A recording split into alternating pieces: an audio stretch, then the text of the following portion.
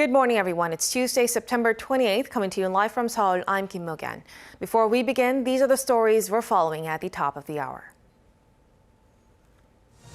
South Korea's Joint Chiefs of Staff say North Korea fired one unidentified projectile into the East Sea on Tuesday, the sixth provocation of its kind by the regime this year. A South Korean court ordered Monday that assets seized from Mitsubishi Heavy Industries in Korea be sold off to provide compensation for wartime forced labor victims. Mitsubishi Heavy Industries says it will appeal the ruling. And amid a spike in COVID-19 infections, the BOK says South Korea's consumer sentiment rose to 103.8 for September, up 1.3 points from the previous month. We start with North Korea today. South Korea's Joint Chiefs of Staff have confirmed the North fired an unidentified projectile this morning. This comes just 13 days after its latest ballistic missile launch. For more on this, we have our Defense Ministry correspondent Kim Ji-yeon on the line for us. Ji-yeon, give us the latest. South Korea's Joint Chiefs of Staff said North Korea fired one unidentified projectile from its inland area in an easterly direction at 6:40 a.m. on Tuesday this morning. This is seen as yet another provocation just 2 weeks after the North test-fired long-range cruise missiles and a modified version of its KN-23 Iskander-class ballistic missiles from a train. This is also North Korea's sixth military provocation this year. The launch came just 3 days after Kim Yo-jong's sister of North Korean leader Kim Jong-un said that the North could declare a formal end to the Korean War as suggested by the South, and even discuss the possibility of a summit on condition that it will drop its double standards and hostile attitudes towards the regime. This comes as the North attempts to see whether South Korea will denounce the launch following the warning about double standards. In other words, don't chastise the North's weapons tests while other countries conduct weapons tests without criticism. And watchers say it's a tactic used to sour inter-Korean relations in order to gain the upper hand in future negotiation talks and dramatically reconnect the two Korea's direct communications line before making a conciliatory gesture when it sees that the timing is right. That's when some concessions from South Korea and the U.S. are made. That's all I have for now. Back to you guys. Thank you for that, Ji-yeon. Now, news just in. South Korea's top office was quick to respond by convening a National Security Council meeting to discuss North Korea's latest developments. Top officials from the Blue House and the government expressed regret over the North's latest provocation and vowed to look closely into the matter. President Moon Jae-in was also briefed on the current situation, and he called for officials to come up with a comprehensive analysis as well as follow-up countermeasures. Now, meanwhile, at the UN General Assembly in New York, North Korea says it will respond to U.S. calls for talks if Washington ends what it calls America's hostile policies towards the regime. For more, we have our North Korean affairs correspondent Kim Dami on the line for us. Dami, give us more. Sure, Mo-gan. So North Korea signaled it could return to dialogue with the U.S., but only under certain conditions, such as if Washington permanently ends its joint military drills with South Korea and removes its strategic weapons from the Korean peninsula. This is what the North Korean ambassador to the UN, Kim Sung, said on Monday at the 76th UN General Assembly. Kim pressed Washington to abandon its hostile policies by halting the joint drills and taking out its strategic weaponry if it truly wants peace and reconciliation with the North. He then called for action, not just words, that show the Biden administration doesn't have hostile intentions toward the regime. This is in line with what the North Korean leader's sister Kim Yo-jong said in her recent statements, criticizing the so-called double standard of Seoul and Washington for having American troops stationed in the South. The North Korean envoy further criticized Seoul for prioritizing the alliance over harmony, claiming that inter-Korean relations remain under America's shadow. Despite mentioning what she called self-defensive moves like the regime's development of ICBMs, Kim was careful to insist the North does not have intent to put South Korea, the U.S., or any other surrounding nations at risk. Now, Tammy, we seem to hear what North Korea thinks about security issues, but today is also a big day domestically for the regime as North Korea is opening its Supreme People's Assembly. That's right. The North is expected to convene its annual Supreme People's Assembly on Tuesday. This is the forum where the ruling Workers' Party deals internal affairs, including legislation and the state budget. But it's unusual for this assembly to happen so soon, as the previous one was only held some 8 months ago in January. Analysts expect no message for Seoul or Washington, saying the focus will be the North's mountain of internal issues, given that it has a lot on its plate domestically. There's also attention on whether Kim Jong-un will appear, as he gave a speech at the 14th Assembly in April 2019. That's when he expressed North Korea's willingness to hold a third summit with the U.S., something that never materialized. That's all I have for now. Back to you, Morgan. Thank you, Tammy. We appreciate it. Now we turn to the COVID-19 situation. South Korea's daily COVID-19 caseload for Tuesday surpassed 2,000 again, a relatively high number for a Tuesday, which usually has a lower caseload due to fewer tests over the weekend. But with the vaccination rate going up, the government has hinted at easing measures, as a growing number of citizens and experts are saying the restrictions cannot hold up much longer. For more on this, we have our Kim Do-yeon at the News Center. Do-yeon, let's start with the latest. That's right, Morgan. There were 2,289 cases reported on Tuesday, of which all but 19 were locally transmitted. This is the highest number for a Tuesday, 560 more than the previous record last week. Despite the apparent surge, as you said, the government is looking to start easing some measures. First, take a listen to what Prime Minister Kim Boo-kyum had to say a short while ago. I, along with the Minister of SMEs and other government officials, had a meeting with small business owners. They expressed deep pain, saying they're barely surviving each day, and asked for a prompt easing of virus prevention measures. As experts agree, taking steps to normalcy is a direction we must take. The current measures will be expiring this week. On Friday, the government will be releasing details on how restrictions will look like starting next week. Now, going back to current conditions, infections are being reported nationwide, as a proportion of cases from outside the capital region now accounts for nearly 30% of the new cases, up from 20% a week ago. The rise in that proportion, while the nationwide tally grows as well, shows that infections outside the capital region are growing at a fast pace. Pfizer has launched mid to late stage trials on a new oral antiviral drug that could prevent COVID-19. The trials will test over 2,600 adults who are living with a symptomatic coronavirus patient. They'll also get a small dose of ritonavir, an antiviral drug designed to treat HIV, along with a dose of the COVID-19 candidate drug. 1/3 will be given placebos.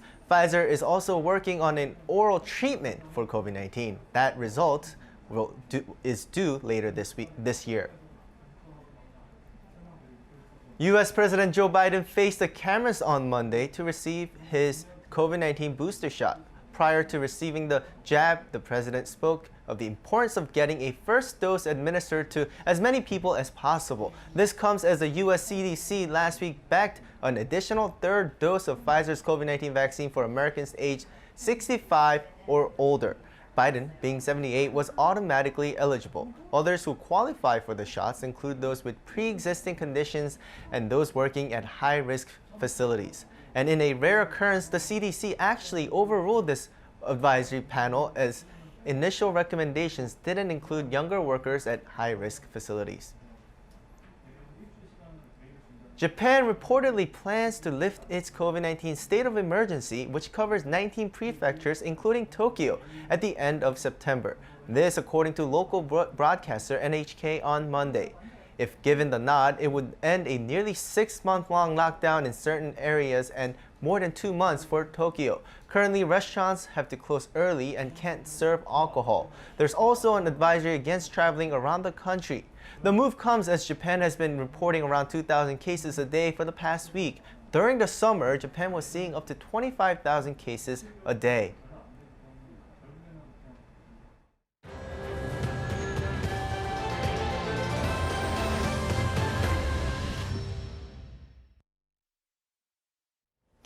A South Korean court has ordered the sale of Japan's Mitsubishi Heavy Industries local assets to provide compensation to the Korean victims of the firm's wartime forced labor. The verdict will likely worsen already frayed relations between Seoul and Tokyo. Kim Hyo-san tells us more. A South Korean court ordered Monday that Mitsubishi Heavy Industries assets seized in Korea be sold off to provide compensation for wartime forced labor victims. The ruling by the Daejeon District Court orders the sale of the Japanese companies, 2 copyrights and patents to provide compensation for 2 female plaintiffs who are now in their 90s. It's the first time a South Korean court has ordered the sale of a Japanese company's assets in relation to the issue. The liquidation is expected to raise enough cash to provide some $176,000 for each victim, which includes interest as well as compensation for delayed payments. Mitsubishi Heavy Industries said it will appeal the ruling. The company added it will also coordinate closely with the Japanese government during the process. In 2018, Korea's top court ordered Mitsubishi to compensate the forced labor victims. However, the company refused to comply, insisting the issue was settled under a treaty signed between the 2 countries in 1965 to normalize ties. The move is expected to lead to a further deterioration of relations between Seoul and Tokyo at a time when ties have already soured over Japan's implementation of tighter export controls on some industrial materials bound for Korea. The Japanese government has stressed multiple times that ordering the liquidation of Mitsubishi Heavy Industries' Korea-based assets should be avoided as it would have a severe impact on bilateral ties. Kim Hyo-sun, Arirang News.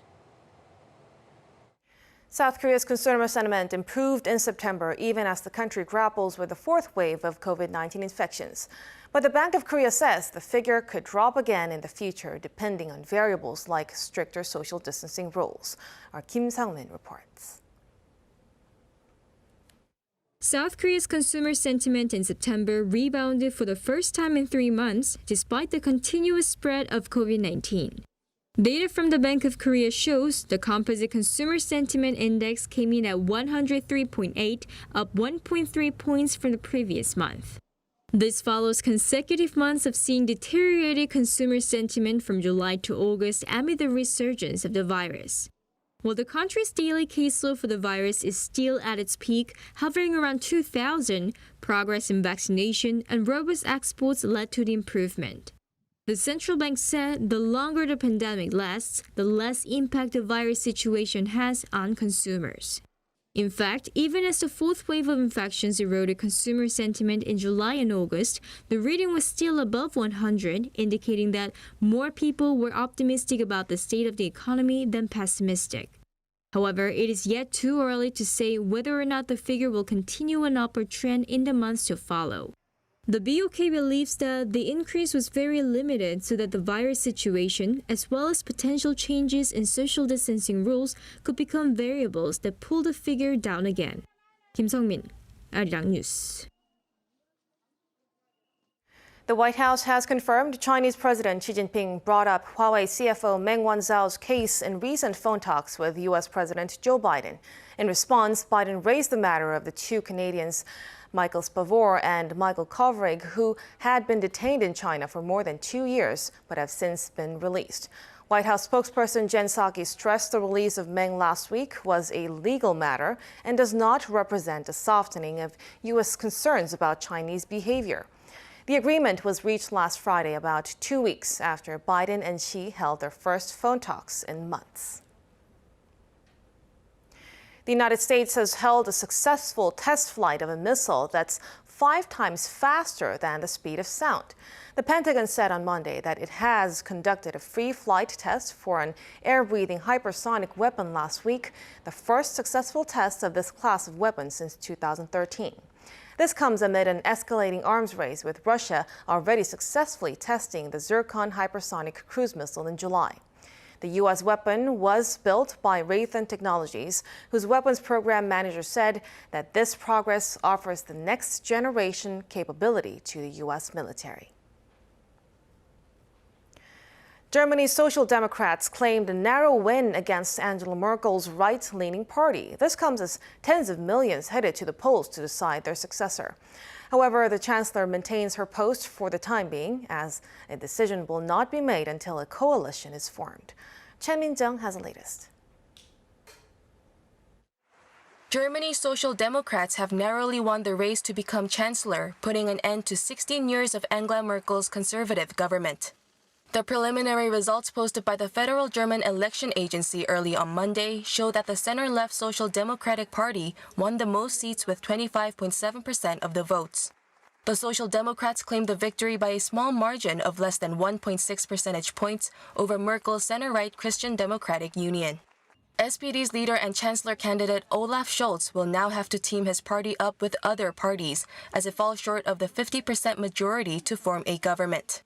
Observers say the most likely outcome is the formation of a three-way coalition led by the Social Democrats, possibly involving the smaller Green Party as well as the Free Democratic Party. Meanwhile, the conservative candidate Armin Laschet also announced his intentions to form a government despite coming in second. If the SPD fails to form a new government, the chance would go to the runner-up. Due to the narrow win and complex voting system, the formation of a new coalition is expected to take months. But both candidates said they are aiming to strike a deal before Christmas. For the time being, Merkel will remain in post as a caretaker until the new chancellor is elected by parliament. Merkel will be stepping down after becoming the first female chancellor of Germany in 2005. She has been the second largest serving chancellor in German history and also widely regarded as the leader of Europe. Her successor will now take on the role of leading the world's fourth largest economy over the next 4 years, with issues ranging from foreign policy and climate change at the top of the agenda. Choi Min-dong, Arirang News. With Germany's Social Democrats winning Sunday's regional election in Berlin, the German capital will soon have its first female mayor. In a tight race, 43-year-old Franziska Giffey garnered slightly over 21% of the vote to narrowly beat her rival candidate from the Green Party. She'll succeed Michael Müller from the same party as he decided not to seek re-election. Giffey says she's willing to talk to the Green Party and the Christian Democratic Union about forming a coalition. During the election, 2 Germans of Korean descent were also elected as local lawmakers in Berlin. The Korean original drama series on Netflix, Squid Game, has been enormously popular around the world, even topping the most watched TV shows in the U.S., a first for a Korean drama. Our culture correspondent Kim Bo-kyung went to find out what's driving the series' popularity with viewers both inside and outside of Korea. A circle, a triangle, and a square. To some, they're just geometric shapes. To those who have enjoyed Squid Game, it is an invitation to a deadly game of survival. Viewers worldwide are enjoying its vivid thrills, and it has topped Fix Patrol's top TV shows on Netflix for several days. What caught their eyes the most were the bizarre, fantastic sets that even mesmerized the actors. On the first day when we got to the film set, we were busy taking photos. It felt like we were in a dream. Critics say the variety of hues and structures were prepared in a sophisticated way, all having certain messages behind them.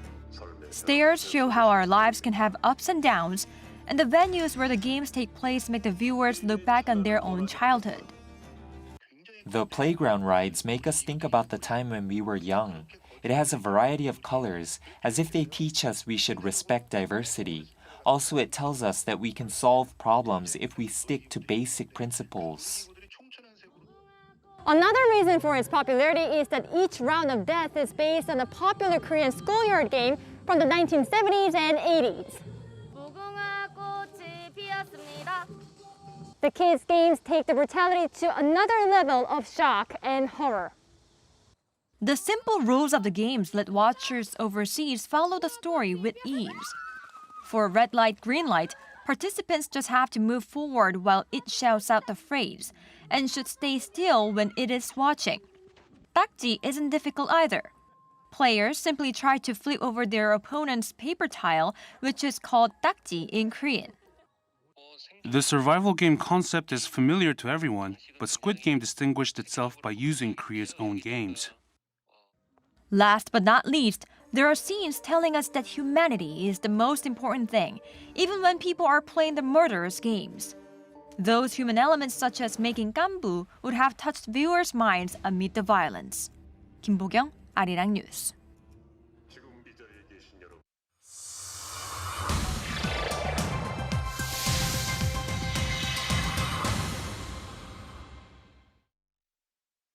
Let's take a look at what's going on in the world now. After Hungary signed a new 15-year natural gas supply deal with Russia's state-controlled energy giant Gazprom Monday, the move was immediately criticized by Ukraine, who called the supply deal purely political and economically unreasonable. Ukraine's foreign ministry added that the deal would have a significant impact on energy security of Ukraine and Europe, while calling on European Commission to assess whether the deal respected European energy legislation. However, Hungary's foreign minister slapped back, saying the gas deal should not concern third parties. I reject the attempted meddling with Hungary's internal affairs. Providing Hungarians with heating in winter is our job. This cannot be influenced by any other country. What contracts Hungary decides to enter should not concern any third parties. The foreign minister added that Hungary never criticized any of Ukraine's contracts with third parties and isn't interested in Ukraine's opposition. Under the latest deal, effective from October 1st, Gazprom will ship 4.5 billion cubic meters of gas to Hungary annually and will supply around half of Hungary's annual gas consumption. Over to the UK, where gas stations ran dry across Britain on Monday, with vendors trying to ration sales as a shortage of truckers strained supply chains to breaking point. The post-Brexit shortage of truck drivers amid the easing of COVID-19 restrictions has led to chaos in British supply chains, from food to fuel, raising concerns over shortages as well as price increases in the run-up to Christmas. Drivers queued for hours to fill their cars at gas stations that still had some fuel to sell, with calls for National Health Service staff and other emergency workers to be given priority.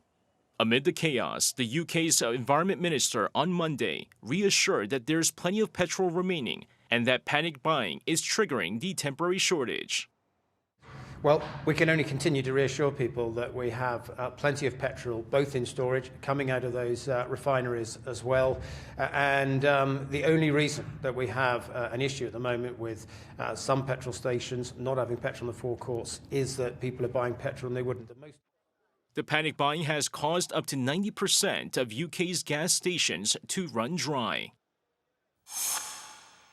And finally, Instagram has halted its plans to launch a new app for kids amid growing opposition for the project. According to a blog post from Instagram, which is owned by Facebook, the pause comes as U.S. lawmakers and advocacy groups alike raise concerns that the photo-sharing app could be harmful to children's mental health.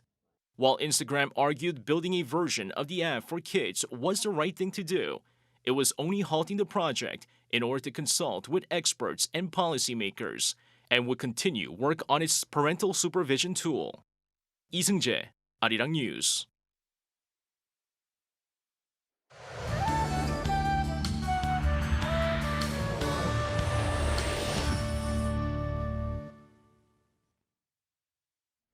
Good morning. It's an umbrella weather again for those of us in the central parts of the country. It has been drizzling on and off in the capital and for some parts of West Coast. Well, rain will pick up as we head further into the day today. And through tomorrow, we are forecast to see up to 80 millimeters of rainfall. Southern regions could see showers on Wednesday with up to 50 millimeters, so keep an umbrella with you. Afternoon highs will also be similar to Monday, going up to 24 degrees here in the capital and over in Gyeongju, Busan topping out at 25 degrees. And it's going to be far warmer over in Jeju. So it's going to be a rainy day nationwide tomorrow, but we can expect much brighter conditions at the end of the week. That's Korea for you, and here's a look at the weather conditions around the world.